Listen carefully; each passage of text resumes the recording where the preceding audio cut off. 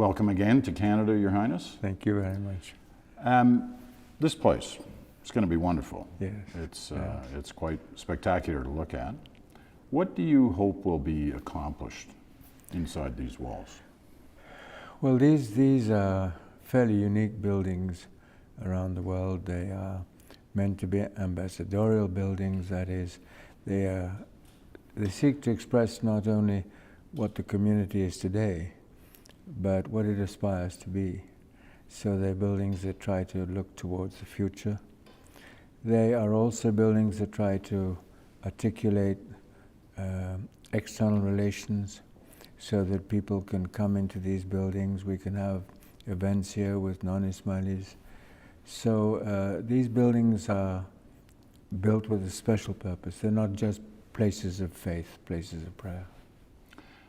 There's 6 Ismaili centers around the world now. Yes. 2 of them in Canada. Yes. What should that tell us? That Canada is very important. Because it's not just numbers. No, it's not just numbers. It's, I think, an expression of, or I would say it's not just, I think it's an expression of long-term confidence. You know, in the history of the community since 1957, like many other communities, not just this one, there's been such volatility in the last 50 years. And when the community started coming to Canada, the decision was quite clear that this was going to be a permanent home for members of the community who wanted to establish themselves in Canada. I want to talk about that a little bit because it's been close to half a century since so many Ismailis came to Canada and made Canada their home.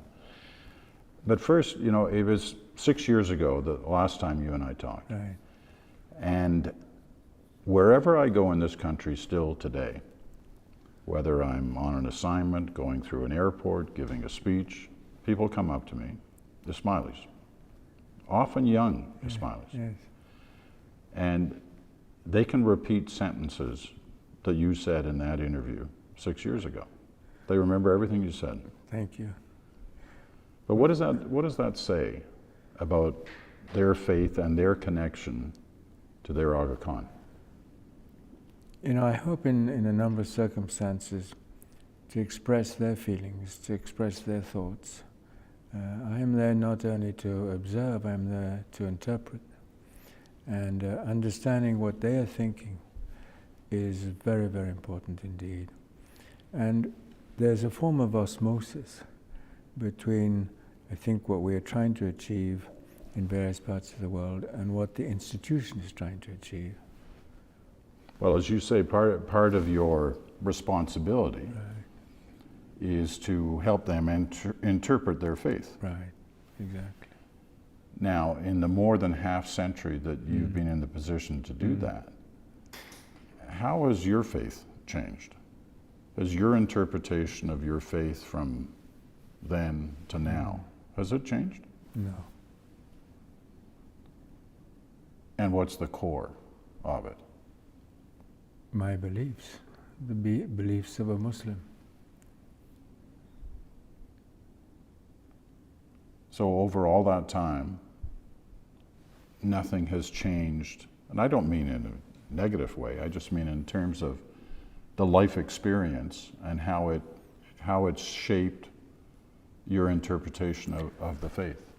Well, I think what you're doing is you're looking at the interpretation of the faith at the time that you need to make that interpretation. I don't think it changes the essence of your belief. The essence of your belief is there. In terms of those Canadian Ismailis,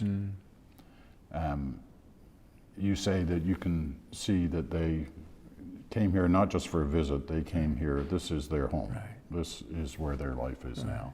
How do Canadian Ismailis differ from Ismailis in other parts of the world?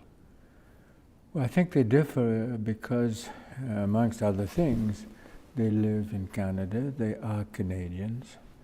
The value systems of Canada become theirs.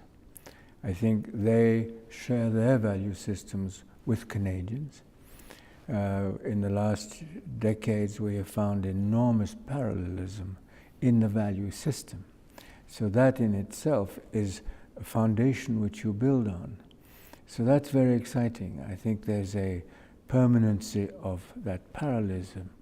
And in fact, we found it recently, just the way Canadian Ismailis reacted to the idea of voluntary service outside Canada to help other communities build competence, introduce best practice into our institutions, our programs. That sort of generosity, that sort of thinking of others and not just of oneself, to me is very much part of the Canadian psyche. It's not.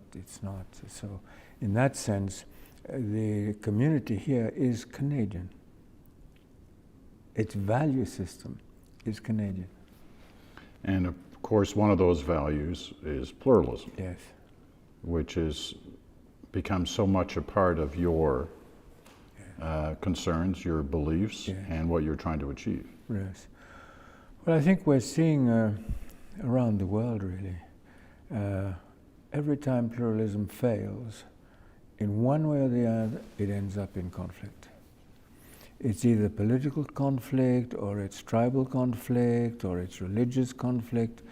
There are many expressions of conflict.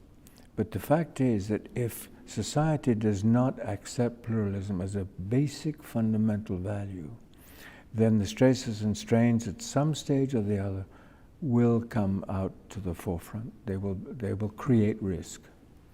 And many of those conflicts that you talk about, right, they're based on the lack of pluralism. Exactly. Are within the Muslim world. They're in the Muslim world, but they're also in the non-Muslim world. I mean, you can see it just recently in Kiev. I mean, you can see it's not just the Muslim world. I think the Muslim world is one of the areas, one of the regions where that's happening, but I wouldn't say that it's the only one, far from it. So I don't see this as a Muslim problem. I see it as a global problem. You can't tell, or certainly I wouldn't pretend to know, when the lack of pluralism is going to create an explosive situation. It's one of the things all of us are looking at. When does the lack of pluralism become critical? And most of us in positions of some authority are trying to judge when that is going to happen, what we can do to avoid that situation becoming conflictual. And that's where the whole issue of civil society comes in. And how do you avoid it? I think you avoid it, first of all, by trying to preempt it. So you have to identify it. You have to understand the forces that are at play. And you have to try and give yourself as much time as you can to start acting upon the issues. Because it's never one issue, at least as far as I'm aware. It's usually a set of compound issues. So what you're trying to do is reduce the level of risk. You probably can't eliminate it, but you can reduce it to a point where it is no longer explosive. Where have you been successful, or where has the world been successful in doing that since we last met? Well, I think an example I could give you would be northern Pakistan, where there were villages that were mixed communities, villages which were single communities. They lived in poverty, they lived in fear, they lived in worry, and therefore the stresses came from the absence of any quality of life. If you change that, people are no longer sharing poverty and fear. They're sharing hope, and one hopes opportunity. And in that part of Pakistan today, there is much more harmony than there was when we started the program. Now, it's true that there are external influences coming into that area of the country, not in Pakistan, but in Afghanistan also. But basically, the social fabrics are much more intent on looking at a common future than, you know, the pain and division of the past. One of the things you talked about in your speech to the Canadian Parliament this week was something you've brought up before, that concerns you, and the clash of ignorance. Well, some Right. talk about clash of civilizations. Right. You talk about the clash of ignorance Right. between Right. civilizations, especially between the Muslim world and the non-Muslim world. Right. We talked about this 6 years ago, Right. with your hope being that time would change that. Now, I don't think you were talking in 6-year intervals, you were No. talking longer than that, but Right. nevertheless, one can look back over the last 6 years and say, has there been any headway on that? Or are you as concerned now, or even more so than you were 6 years ago? I'm just as concerned. I'm just as concerned because I am apprehensive that predictability is not part of political planning. I am fairly convinced that the decision to invade Iraq was not based on an in-depth analysis of what was predictable as to the outcome. And that issue of predictability is very, very important indeed. And you can see it today. I mean, I think it's quite clear that that decision was an erroneous decision, which has had all sorts of consequences in that area and indeed in the whole of the Muslim world. Well, let's talk about some of that. First of all, you mentioned in your speech in Ottawa, and it in some ways it goes right to that Iraq Right. situation. You talked about how there could be times when people felt they were well served even by an autocratic government, Right. that would benefit them more than being served by an ineffective Right. democratic Right. government. Right. Now, you must have thought long and hard before saying that, Sure. because that could upset some people Sure. to hear that. Sure. So what helped shape your mind to say that? Is a crisis between the Shia and Sunni communities. I think that crisis is now extending throughout the region, and I mentioned today that it's actually active in 9 countries. I mean, if you make a parallel with the Christian world, what would have been the Christian world's reaction if the Irish crisis had been active in 9 countries? It would have been a very, very serious issue. That's what we are facing today. That crisis is in 9 countries, and it is likely to expand further. But what is the way out? I mean, the Western world has no credibility in trying to deal with that issue in a helpful way in those countries. It's very difficult to generalize about the problem because it has different dimensions. So I think you have to dissect the problem to understand exactly what is happening. But at a certain stage, there's got to be an acceptance in the national policy and applied by government that pluralism in the domain of faith is part of national rights. It's that simple. Pluralism has to be defended. And I'm not sure that we know all the answers. And in fact, probably the answer is in terms of reducing tension rather than eliminating it. You probably can't eliminate it totally, any more than you could in the Christian world, frankly. But it seems, I mean, you clearly are extremely worried about this Yes. situation. Yes. I think most Muslim leaders are today.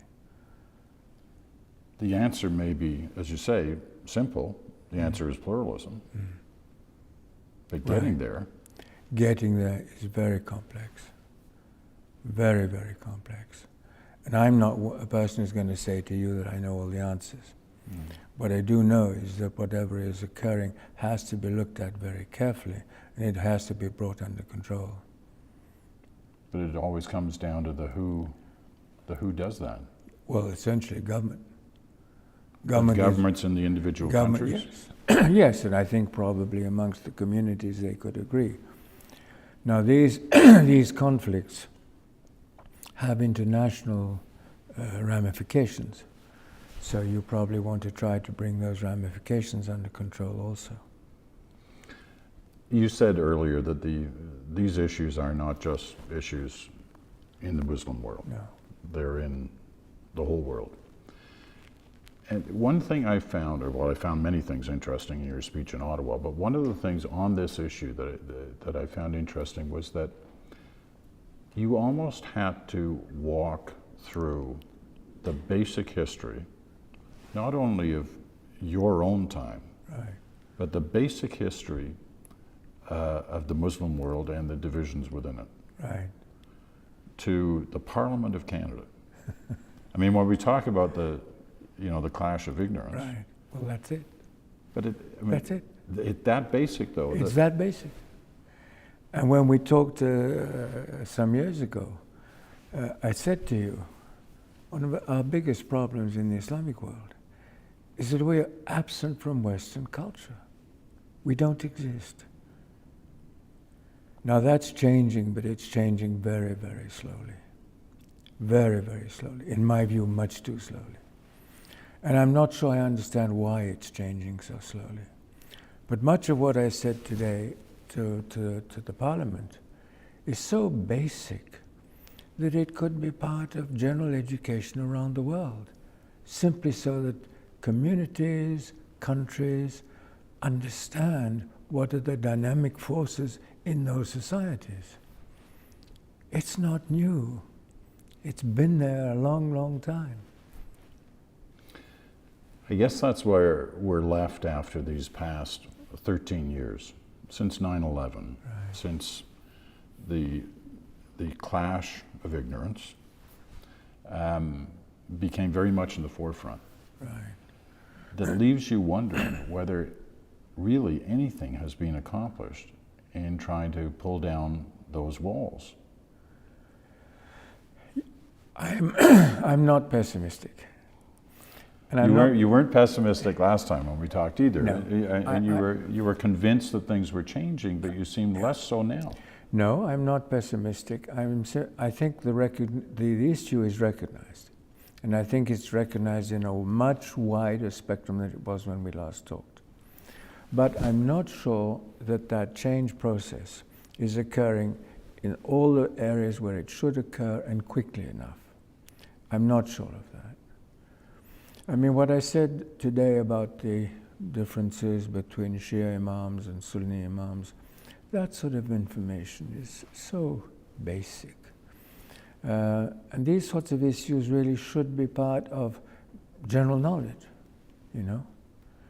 And I'm not trying to proselytize in any way. I'm looking at this in terms of basic knowledge. That there should be this gulf of ignorance still today is something that worries me. And you can see the consequences. As I said, that invasion of Iraq had consequences which were foreseeable, which could have been preempted, and which could have been thought through wisely. Now, as far as I know, none of that happened. You see, even the issue of public opinion. How does public opinion make a judgment on that issue if it doesn't understand the forces at play? In a democracy, an erroneous foreign policy would be held up as a question about competence, wouldn't it? Mm-hmm. But if that can't happen because the public doesn't understand the issues at stake, then there's no judgment process. And in the case of Iraq, the judgment process has occurred massively post facto. What about Afghanistan? We haven't discussed that. We are watching these next couple of months as the various forces from the West move out, including Canada's and the Americans, with great hopes that things are going to be calm and settled there. Right. Hope. Right. As opposed to what many feel, analysts feel, that it's going to be the same old story in Afghanistan. Right, right. Now, you have a lot of time and energy and your work invested in Afghanistan. Yeah. What do you think? It's a very fragile time, let's be clear. As I said earlier in Parliament, I'm a strong believer in civil society. But civil society can't grow in a disabling environment. If the Afghan environment becomes more disabling than it is today, then I don't see a peaceful process ahead. Because I think there's going to be a lot of tension amongst the communities, amongst various parts of the city, of the country. So I'm worried about that, frankly. But if the political process, the outcome of the political process, is one which looks at how you continue the reconstruction of civil society in the country, I think there's a good chance it'll work. It won't work all over the country at the same speed, that's clear. But I hope that there would be sufficient confirmation of the positive process of change in areas of the country that the others will say, that's what we want. This is the North and the East doing well, the South and the West not so well. Yes. It's been that way for a while. Yes, it has. But that can change. What about the leadership in Afghanistan? 6 years ago, you still had confidence in Hamid Karzai. Yes. Well, I think at this point, the key issue for Afghanistan now is going to be whether civil society and the development processes will be protected. That's my big worry. Do you have confidence that they will under his leadership? I don't think it's a question of his leadership. It's a question of the competence of the Afghan organizations, the security organizations. Are they well trained enough, numerous enough, well equipped enough,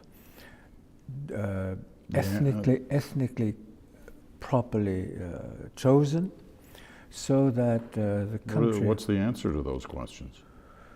I don't know the answers for the whole of the country.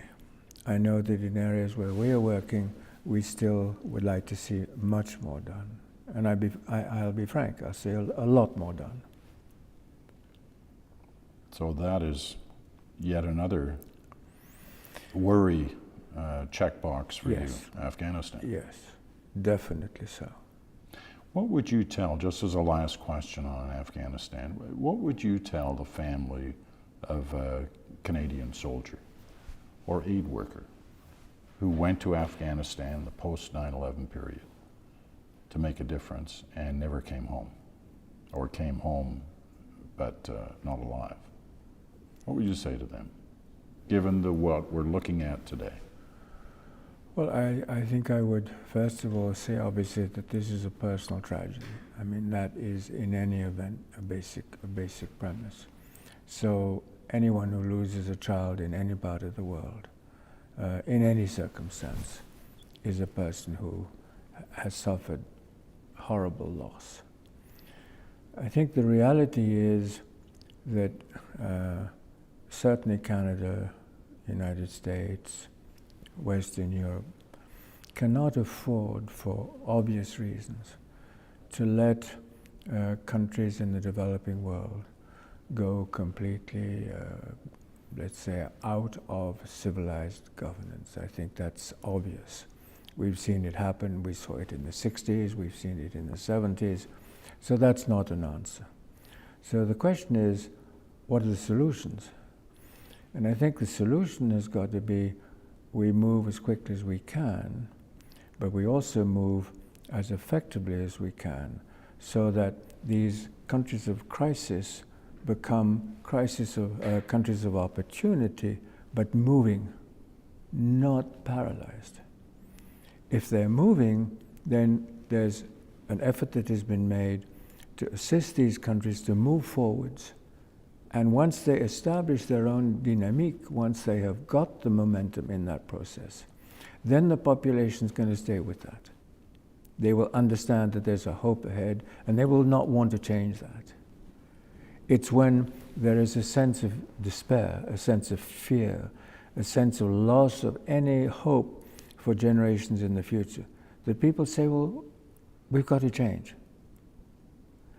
And I hope that at least in areas of Afghanistan, the efforts that have been made by foreign troops to assist the country will definitely be valued and will produce results. But I'm not going to say that that can be even across the country.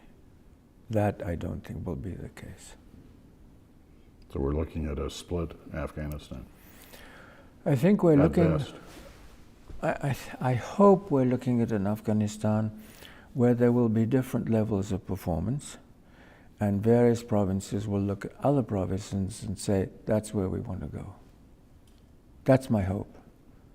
But I have to tell you, it's touch and go. Last question. Because you have been on the stage of international leaders for more than half a century. Still look pretty young. Thank you. But tell me, it's always my goal to try and understand something about leadership. And you've had the close-up view of so many, from what, Kennedy to the current crop. You've seen them all in countries around the world. Can you pick out one person who symbolized great leadership? Maybe not one person. I think I could pick out qualities. I've seen heads of state whose capacity to think ahead of their times has been magnificent. I have seen individuals whose intellectual dimension has enabled them to bring forward articulation on forces of society which people haven't necessarily recognized, but they're going to be very, very important in the future. So that sort of quality of leadership I admire. And I'm not sure that I would feel too comfortable in telling you who those individuals are, but they're both European and North American. And I think that there are also perhaps in the developing world men and women who have had the faculties of leadership that I've mentioned to you. But I think the developing world has been a more difficult world to have those capacities actually exteriorize themselves. There's much more stability in the political process in Western Europe and North America than there is in these other countries. But those are the qualities that seem to me really important because, in a sense, they're gifts to future generations. And that is, to me, something which is very, very important indeed. Hello and welcome everybody to the DW TV interview. Meet with us today His Highness Aga Khan, head of the Ismaili Muslims. His Highness is also head of the Aga Khan Development Network, and in that capacity very active to support economic and social development in many regions and countries of the world. Highness, the world is shocked by terror attacks again and again committed by people who claim that they are fighting for Islam. You are an outstanding Muslim leader, and you are calling Islam a religion of peace. That is a gross contradiction. Does it mean that Islam has two faces? No, I don't think so. I think the first thing to keep in mind is that these situations represent a very, very small minority of the Muslim population around the world. Secondly, they are driven essentially by political issues rather than issues of faith. And I think it would be completely wrong to view these situations as being representative of the faith of Islam. The Western world needs to look carefully at what are the forces at play to understand them and to make the difference between faith and issues which have nothing to do with the faith. We as Muslims would be expected to apply the same questions to situations such as Northern Ireland. If I as a Muslim came to you and said, well, what has been happening in Northern Ireland is an equitable representation of the Catholic faith or the Protestant faith, you would look to me and you would say you're uneducated. I won't say that. But nevertheless, Highness, in many Western countries, including Germany, Yes. there is an opinion prevailing that Islam and democracy are not compatible. If that opinion is correct, real understanding and effective cooperation between the Muslim world and the West would be close to impossible. I agree. Well, I see no conflict between the faith of Islam and democracy. There was a consultation process. The consultation process occurred in the Muslim community at the time, and two notions were retained. One was consultation, and the other one was hereditary continuation of religious authority, as well as secular authority. The second issue that occurred was, it was consultation to achieve what?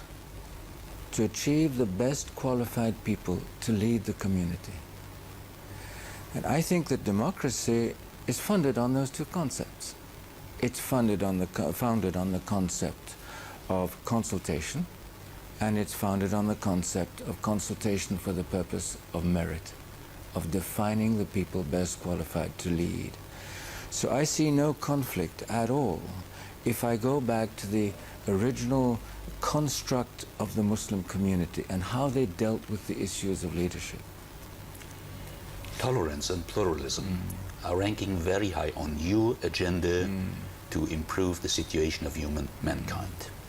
Is it because your own followers, the Ismailis as a minority, are also discriminated against them? Sometimes they're even called by other Muslims heretics. Well, I would start by saying that in all faiths there are differences of opinion between one interpretation and another. Today I wouldn't say that the Ismailis are discriminated against, and on the contrary, I think we are building more and more bridges with more and more different interpretations, because the notion of pluralism in Islam is one which is well established. I mean, there are hadiths about the number of interpretations which would exist. So the difference of interpretation is not an issue within Islam. I would go further. I would say that Islam is an encompassing faith. There is a very, very famous ayat in the Quran, for example, where Allah says, I have created you, meaning mankind, from one soul. Since September 11, 2001, the West tried very hard to establish some kind of dialogue between the West and the Muslim world. But more and more people are feeling frustrated because there seems to be no real response from the Muslim side. And they're waiting for the voices of moderate Muslims to raise their voices and speak out clearly and loudly against terrorists in the name and terrorism attacks in the name of Islam. Why don't we get these voices? Well, I think you are seeing these voices now more and more coming forward. I think the other thing to keep in mind is that there are forces at play within the Islamic world itself which do not encourage free communication, and particularly free communication on faith.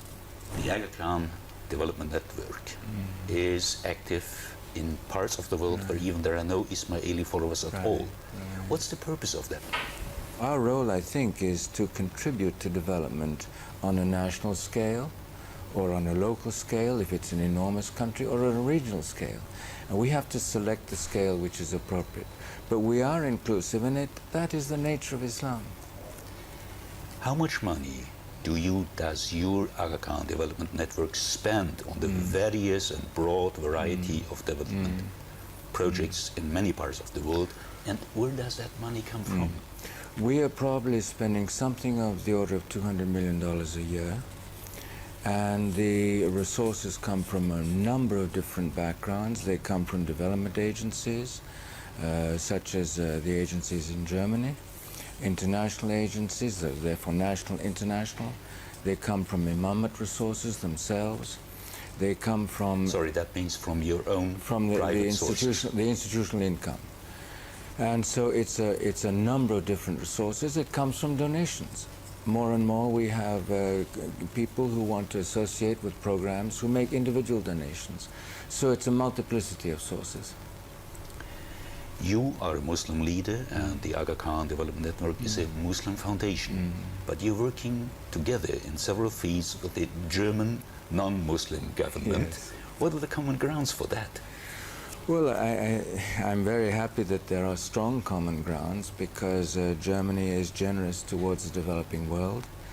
It analyzes the problems and seeks solutions very much in the same direction as we are ourselves. We, I think, have had good partnerships, and they are growing.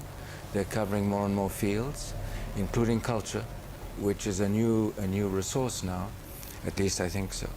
So that's where we're working together. And through Germany, we're also working with the European Union. Highness, what are the hopes to overcome terrorism for good? Yes. Well, first of all, I would say, let's try and resolve the issues that are causing terrorism. And the issues generally are political frustration. They are not issues of faith. And what we have in the Middle East is a situation that was not born from the faith of Islam. What we have in Kashmir was an issue that was not born from the faith of Islam. What we have in Afghanistan is an issue that was not born from the faith of Islam. So we have to resolve the essence of the issues, which are the political issues. Once these centers of frustration and that carry people to despair, then I think we'll be able to address it. In the meanwhile, let us build everywhere we can to construct a better world in the Muslim world and in the developing world generally. That's got to be our goal. Do you think that the war that existed during most of your lifetime as Aga Khan from 57, the Cold War, which was a war of ideologies, is being substituted by another war where also ideologies are present but under new guises and new names? Or this is a different kind of conflict? It's a completely different kind of context. When my grandfather died, the main issues were decolonization, the freedom of countries from colonialism was the critical issue, or the freedom of countries within the Soviet Empire. Those were the two key issues. Today I don't think we have that sort of issue at all. I think what we have is a number of political crises which are political in origin and on which faith issues have come on top, but they were not the cause of the issues. And that's why I say we have to deal with the political issues first. Excuse me, because when we talk to Muslim leaders, Christian leaders, Jewish leaders, they all recognize they are part in some way of the same civilization or inheritance. I mean, they have a book, they have a revealed religion. The core values are more or less the same. They are monotheistic. I mean, they have more or less the same. No one wants to kill. Thou shall not kill should be like is a. But still, these three religions that look like sisters are seen as enemies. What is happening? You see, I find it very risky to say that the religions are in conflict. I don't share that view. But there is that image. That's an incorrect image. The reality is you have a series of political situations which either are historic or they're recent. Right. And they have become explosive. And having become explosive as political issues, you have a faith dimension attached to them. And this is true, or has been true, in Northern Ireland, which was a political issue in the first instance. You have had these issues in other countries where they are political. The Middle East issue goes back to 1917, and it was a political issue. Kashmir was a political issue, in the decolonization of India. So I think it's very, very dangerous to say that the faiths are in conflict. First of all, the faiths themselves have such multiplicity that you can't talk about one faith being in conflict with the other. That's simply not true. And what you can say is that there are various components of a given faith which are having difficulties, whether it's in the Christian world or the Muslim world. That's part of life. But that you should claim that the faiths, that the essence of the faiths are in conflict, I would not accept that. When people talk about the Aga Khan network, they usually relate it to a physical place, which is Pakistan.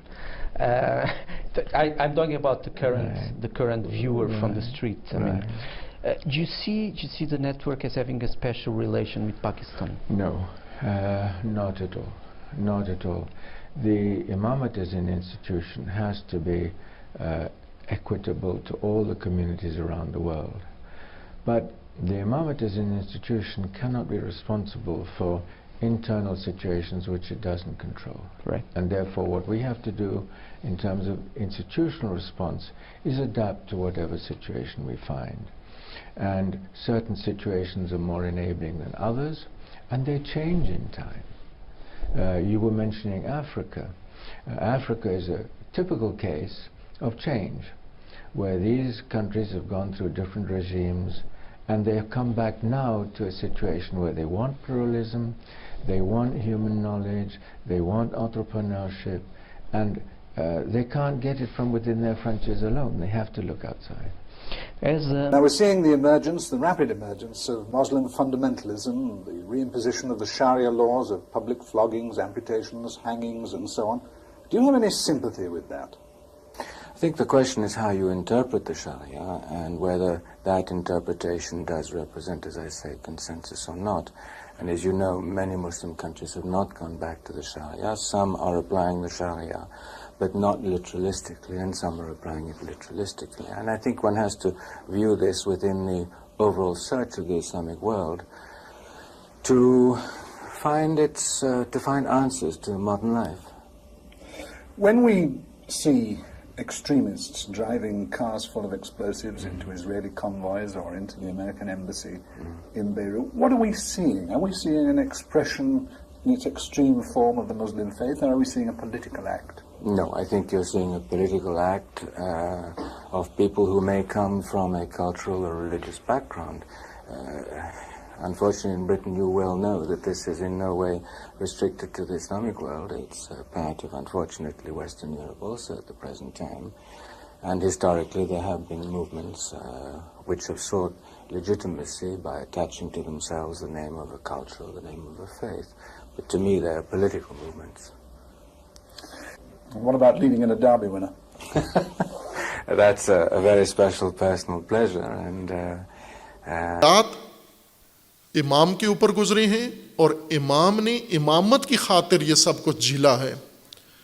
अगर हम सिर्फ वाक़यात पे रुके रहेंगे और वाक़यात से आगे नहीं बढ़ेंगे और वाक़यात का तज़किरा करते रहेंगे तो हम सारी उम्र तागूतों के साए में ज़िंदगी गुजारेंगे।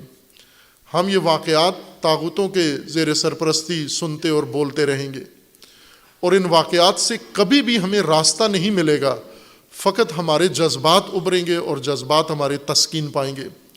लेकिन जो इमामत पर असल जोर था, जुल्म था, सितम था, वो बरतरफ नहीं होगा जो अभी जारी है।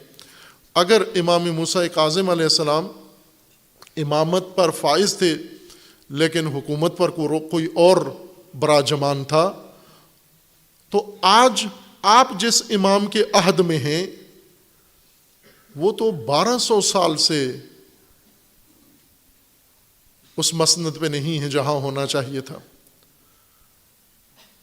ये वो मौजू है जिसे हमें समझकर मौजू बनाना है, गुफ्तगू का मौजू बनाना है हमें, अपनी सोच का, अपनी तदबीर का। इमामत को महजूरियत से निकालें। इमामत पहले ख़त्म की जाती है, फिर इमाम पर ये सितम ढाए जाते हैं। अगर इमामत कायम हो, अगर इमामत जिंदा हो, इमाम भी महफूज हैं और امت بھی محفوظ ہے. آج امت پر جو کچھ ہو رہا ہے ستم، یہ امامت کا سایہ نہ ہونے کی وجہ سے ہے.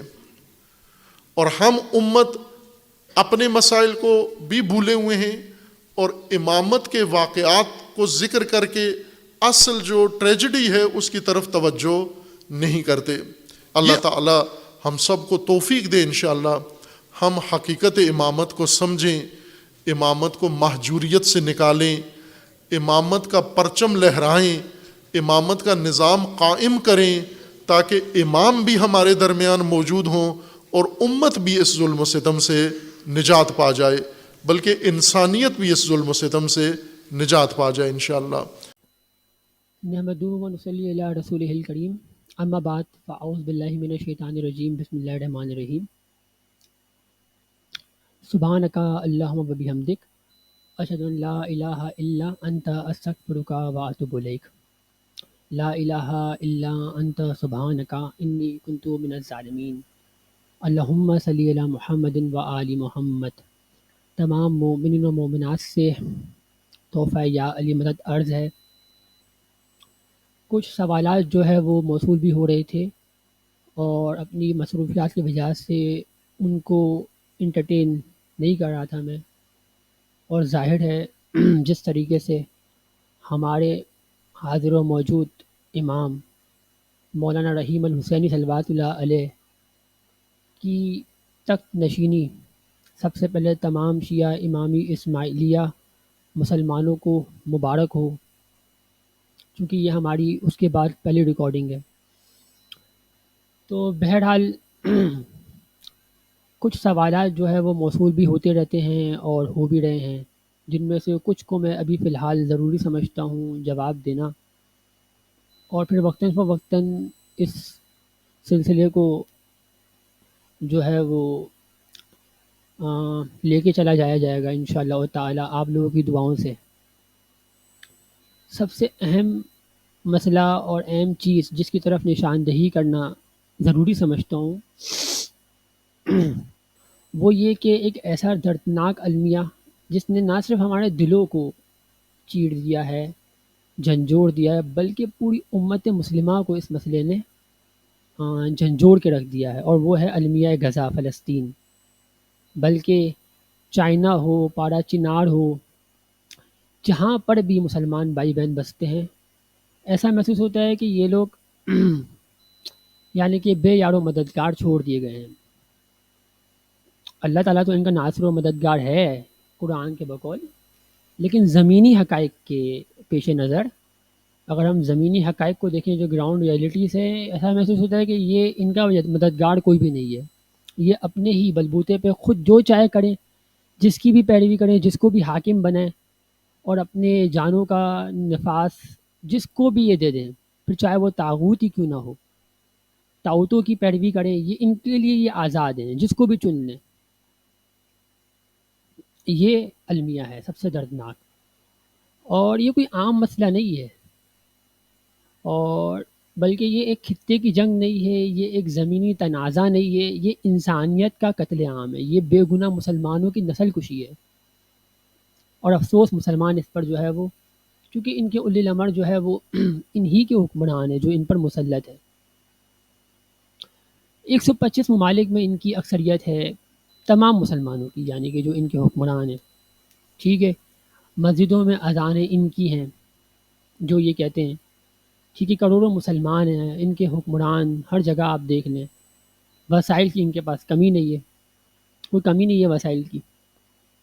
پاکستان خود ایٹمی پاور ہے، لیکن غزہ جل رہا ہے. یہ روزے رکھیں گے، سب کچھ کریں گے، لیکن ان کو ذرا سی بھی جو ہے وہ اپنے بھائی بہنوں کی جو ہے وہ اس طرح کی نسل کشی کی ان کو پرواہ نہیں ہے.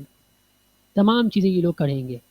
ابھی بھی آپ دیکھ رہے ہیں کہ فلاں بندہ جو ہے اس نے روزہ نہیں رکھا، میں نے روزہ رکھ لیا. فلاں بندے نے قربانی کس طرح کی، قربانی میں گائیں لی، بکرا لیا، کیا لیا، یہ سب ان کو جو ہے وہ پرواہ ہے. لیکن مسلمانوں کی اور ایک عجیب سی بحث چھیڑ دی گئی ہے کہ ایک نیا امام بنایا جائے. نیا، آپ دیکھتے ہیں کہ یہ ایک بحث چھیڑ دی گئی ہے، نیا امام بنایا جائے.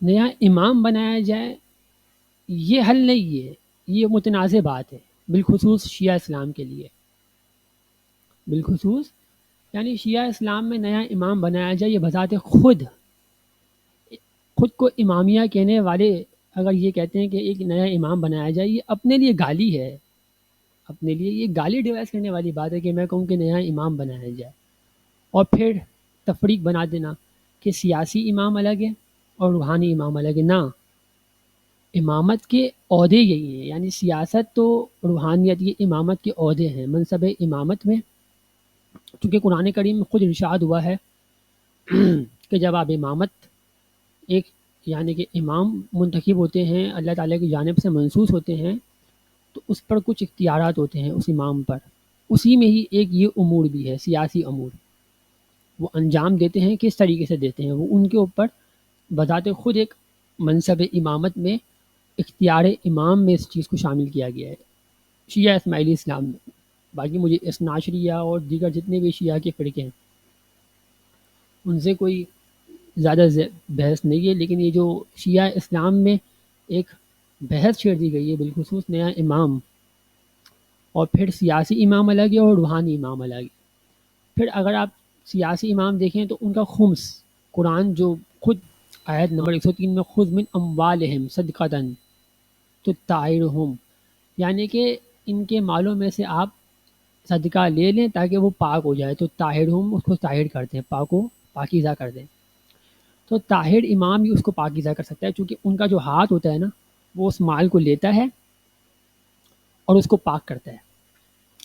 تو جب تک سے یہ پاک امام کے ہاتھوں میں مال نہیں آئے گا، یعنی کہ کوئی بھی سیاسی لیڈر ہو نا وہ یہ دعویٰ نہیں کر سکتا کہ میں تمہارے مال کو پاک کروں گا، بلکہ امام سلطان محمد شاہ صلوات اللہ علیہ کا فرمان ہے سرمایہ آخرت میں کہ ہم تمہارے مال کے حاکم ہیں، تمہاری زندگیوں کے حاکم ہیں، کہ تمہارے مال کو پاک و پاکیزہ کرتے ہیں۔ بھلے ہمارے امام کسی کے بقول پاک نہیں ہے، معصوم نہیں ہے کسی اور کے بقول، لیکن عقیدہ اسماعیلیہ میں یہ بات طے ہے کہ ہم جس حاکم کو مال دے رہے ہیں وہ ہمارے نزدیک پاک ہے، اور قرآنی اصطلاح میں مال دینے کا اختیار ایسے شخص کو ہے کہ جو تمہارے مال کو پاک کر سکے۔ یہ دینی اتھارٹی ہے، یہ دینی اختیار ہے۔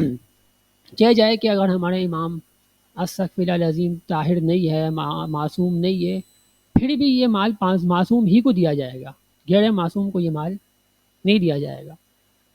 تو اگر کسی اور کے پاس یہ امام ہے معصوم تو مال ان کو دینا چاہیے۔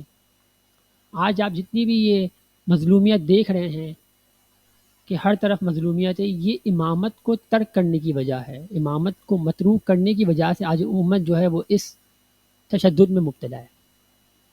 یہ المیہ ہے ہماری قوم کا۔